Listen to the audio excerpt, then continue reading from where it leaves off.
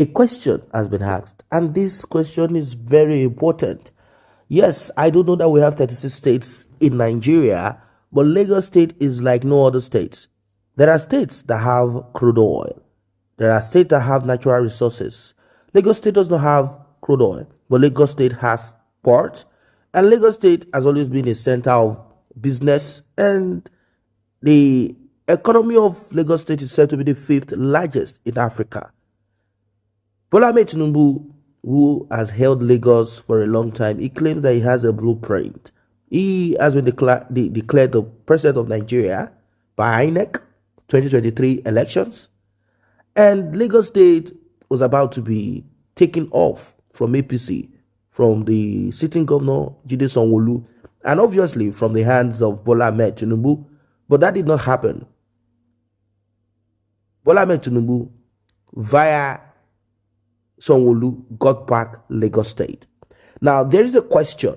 Will Lagos ever be the same again after the 2023 elections? Now, this question was thrown out by Dr. Akim Baba Ahmed, a man from the north of Nigeria.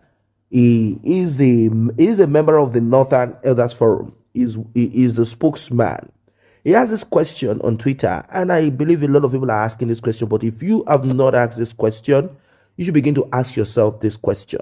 I do not know why people will say Lagos is no man's land. That is an insult to the indigenous people of the land, the Yorubas. That is an insult. That is stupidity. Now, why have I said this? It is right time to eat the nail as it should be. We cannot begin to fool ourselves. Why would you say this is Nigeria, knowing fully well that we are divided along the pathway of religion, tribe, culture, and a lot of things? Let us cut it short. Why is it that states in Nigeria, regions in Nigeria, will not develop their own part, will not improve their own part, but will focus on some other part and begin to talk about how that part belongs to them, how it is no man's land? It doesn't make sense at the end of the day. Now, there are responses from people when this question was asked. This prompted answers like this. It is not, I am afraid. Southerners should start taking regional growth seriously by choosing capable governors. With any luck, they will be able to build a port. This bigotry makes me feel sick to my stomach and utterly embarrassed. To prejudice against anyone is wrong. Now, what does that tell you? Lagos State is seen as viable because of the port. And, for example, like the southeast of Nigeria, they believe that the port would have done better for them if they could dredge and, river this, river that, and River Niger, if that could be dredged, if this could be dredged, if this could be connected to this. Southeasterners believe that they will bring in, imports into an export. They said with this, they will be able to grow their economy in the southeast of Nigeria. The north of Nigeria, we are not even touching that yet. Well, another person said, well, now what? Every instance of our abrasive behavior can be found on social media. We should be working to advance our industries, not our insults. Fela has discussed democracy, and it is still an issue today. And that is it. It is better to go and build your part, build your region. Don't just build big, mighty structures that nobody will ever live in your village to show that you are rich, you are successful. But the road that leads to that house is rubbish. It doesn't make sense. And I will say there will be a precipitous decline in capital expenditures. There's no doubt in my mind that Southeast and South-South will figure it out using logic. The investment orientation out of Lagos to Southeast and South-South is near, as President Muhammadu Buhari has recently signed the 16 laws that have shifted various items relating to infrastructure from the exclusive to the concurrent list. Now, there are some that have even lost hope totally.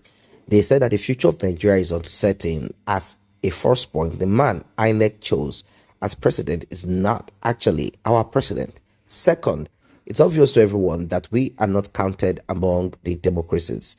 It's a ruse. We are actually an autocracy. Yes. Those tasked with keeping us safe have observed our various systems. Everyone on his own. The Colossus is standing in the open with nothing on but is underwear. Now, well, as it stands, people have lost hope. There are people who have lost hope, and there are people who believe that Bola Ahmed Tinubu will do better than Peter Obi. They said Peter Obi is just selling to Nigeria what Nigerians wants to hear. What else do you sell? Peter Obi said, "I'm selling my own and my own goods." And the amount that you want to put on it, the way you want to brandish your goods, and all of that, it's just left for you as an individual, and nothing more.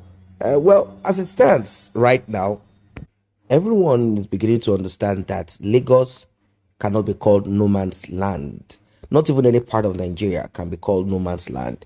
Everyone to itself, everyone to its own. That's how it has always been. Now, people are saying Yoruba people are happy they stopped Igbo people from voting.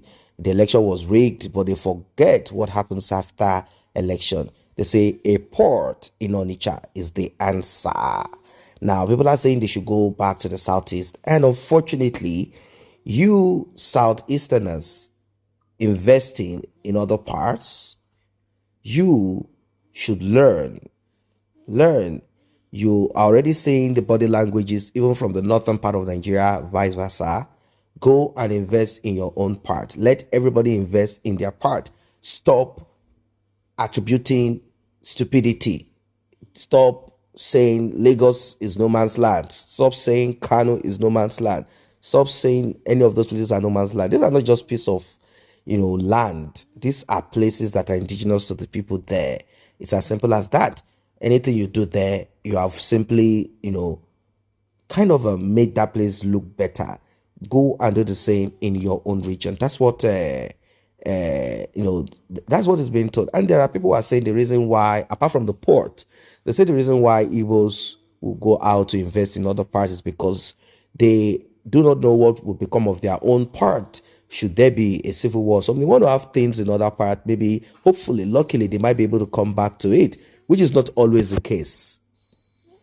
Well, to finally conclude all of this, because everyone has one thing or the other to say, to finally conclude it, it is better that everyone, develop his own part, which is very important. And about Lagos State, they are saying Gbadebo is an Igbo man, although we all know that Gbadebo is half-half. Let's just put it that way. But they said the influence of the Southeast in the life of Gbadebo is so evident because he can't even speak Yoruba language. And he claimed that he's a Lagosian, lives in the Yoruba land, and he cannot even speak the language. He said, no, this is a no for us. If you cannot speak the language, it shows that majority of what you have on your mind, on your head, in your brain, culture and etc.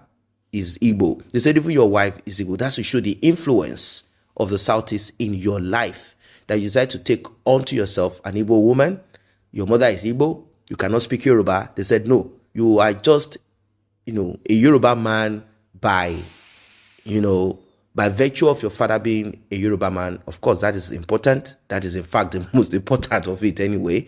But you are not really a Yoruba man. That's not what we want. We want a Yoruba man, a man who knows the culture, understands the culture, speaks the language, and is a Yoruba man. They said, we are not going to cede Lagos State. We are not going to give Lagos State out. They said, people in Kano, Kaduna, and the rest of those parts that are talking Southeast, they should do the same. They say they should show them someone who has mixed background like that has been governor of any state in Nigeria, that Lagos State would not be allowed. They will not permit this. What are your thoughts about this one? Let us know that in the comment section below. Don't forget to like and share this video. Don't forget to subscribe to this channel if you're new here.